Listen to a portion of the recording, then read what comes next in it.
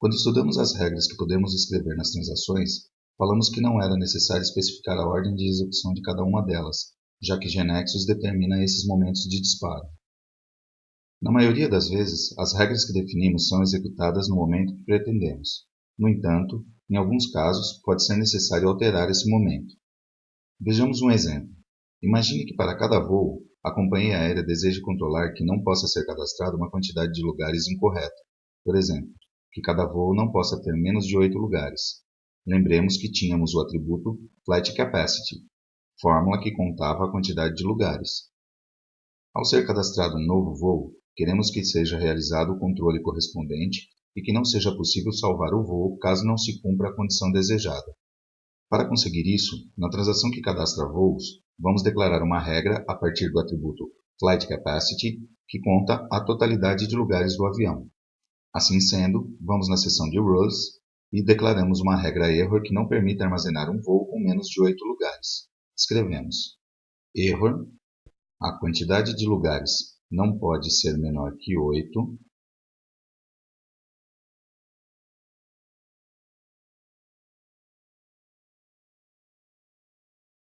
if Flight Capacity é menor que 8. Terminamos a instrução com ponto e vírgula. Pressionamos F5. Vamos abrir a transação Flight para criar um novo voo. Visualizamos que já está sendo disparado o erro. Por quê? Porque a fórmula é disparada logo no carregamento da transação e vai mudando conforme inserimos linhas. O problema é que não tivemos tempo de cadastrar nenhuma linha, portanto, a fórmula Flight Capacity é disparada dando por resultado 0, que é menor que 8. Podemos então condicionar o erro, para dar tempo de cadastrar alguma linha.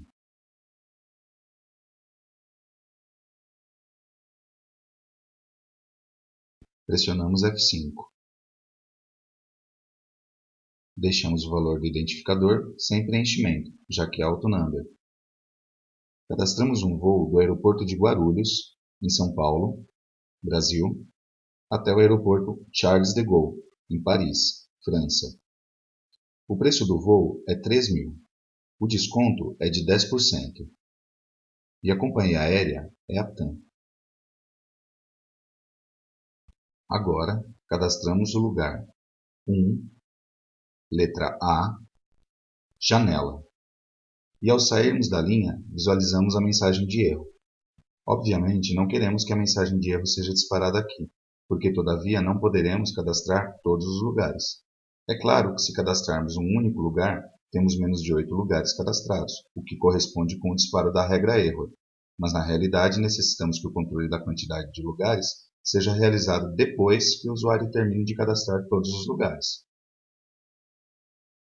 Para conseguir isso, devemos condicionar a regra a disparar-se depois que terminamos de trabalhar com as linhas do grid. Para isso, escrevemos on after level flight seat share. O momento on after level faz com que a regra seja disparada depois de terminar um nível. Em nosso caso, será depois de terminar o nível das linhas do grid de lugares. Então, incluímos level flight seat share, já que esse atributo está no nível das linhas de lugares. Poderíamos ter utilizado qualquer um dos outros atributos do nível, por exemplo, flight seat location. Dessa forma, indicamos para GNexus que essa regra deve ser disparada depois de terminado de cadastrar os dados onde está o atributo flight seat share, ou seja, depois de cadastrar os dados de todos os lugares do voo. A avaliação feita pela regra error tem sentido, já que no momento de ser disparada já teremos cadastrados todos os lugares que o usuário deseja e poderá ser verificado que exista pelo menos 8 lugares cadastrados. Pressionamos F5. Abrimos a transação Flight e vamos cadastrar um novo voo outra vez. Repetimos os dados que usamos antes. O voo do aeroporto de Guarulhos até o aeroporto Charles de Gaulle. O preço é de 3.000 com 10% de desconto. E a companhia aérea TAM. Agora cadastramos os lugares. 1. A. Janela. 1. B. Corredor. 2. A. Janela. 2. B. Corredor. E pressionamos confirmar para indicar que terminamos de cadastrar os dados do voo, incluindo os lugares, e que o voo pode ser gravado na base de dados. O que ocorre a partir daí? Serão enviados os dados do cabeçalho e linhas ao servidor, e serão processados um por um, disparando as regras correspondentes. Quando terminada a validação dos dados do cabeçalho, será inserido o registro na tabela, e logo será feito o mesmo para cada linha. Quando terminado de processar todas as linhas, esse é o momento After Level. Aí serão disparadas todas as regras que foram condicionadas para esse momento. Observemos que já estão gravados os dados do cabeçalho e as linhas na base de dados. Voltando à nossa transação em execução, ao confirmar a transação, GeneXus indica-nos o erro, tal como esperávamos, pois cadastramos só 4 lugares e não vai gravar este voo na base de dados. É que uma regra de erro desfaz toda a gravação feita anteriormente. Completamos os 8 lugares exigidos. Digitamos 3. A. Janela. 3. B. Corredor. 4. A. Janela. E por último, 4. B. Corredor. Agora pressionamos confirmar. E observemos que GeneXus deixou salvar o voo sem problemas. Resumindo, conseguimos nosso propósito retardando o momento em que GeneXus havia escolhido inicialmente para disparar a regra erro. O voo 1 havia ficado com 7 lugares, porque havíamos incluído a regra erro depois. Enquanto não tentamos gravar este voo, a regra de erro não será controlada, porque, como aprendemos, será executada depois de confirmar, quando todos os dados viajam até o servidor. Pressionamos confirmar e visualizamos a mensagem. Então, cadastramos um lugar para esse voo. 2. B. Corredor. E salvamos. Agora sim. Como último passo, cadastramos um novo voo sem lugares.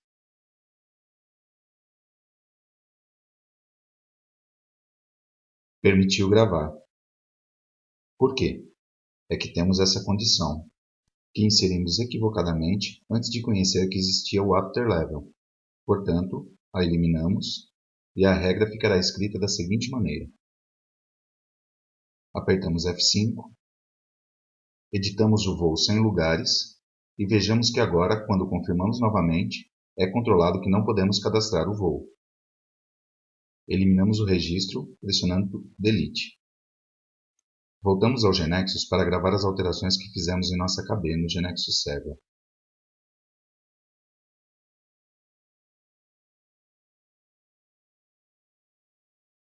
Com esse exemplo, aprendemos que há casos nos quais o momento escolhido por GeneXus para disparar uma regra não é adequado ao nosso interesse, de modo que devemos indicar a GeneXus em que momento queremos que a regra seja executada. Nesse caso, estudamos o momento OnAfterLevel, para indicar que queremos que a regra seja disparada depois de percorrer um nível. Pode servir, por exemplo, para chamar um relatório que imprima dados do voo, já que vimos que no Afterlevel os dados já estão gravados na base de dados, embora, se for disparada uma regra error, os dados não serão gravados. No caso do relatório, seria melhor chamá-lo depois disso, quando estamos seguros que os dados estarão gravados. Isso acontecerá depois de realizado um commit, comando que logo mencionaremos, cujo efeito é assegurar a gravação dos dados cadastrados. O momento que ocorre após o commit é o after complete, e é aí que chamaremos o relatório. Temos outros momentos como onAfter e insert, para indicar que a regra seja disparada imediatamente depois da gravação de cada cabeçalho ou linha.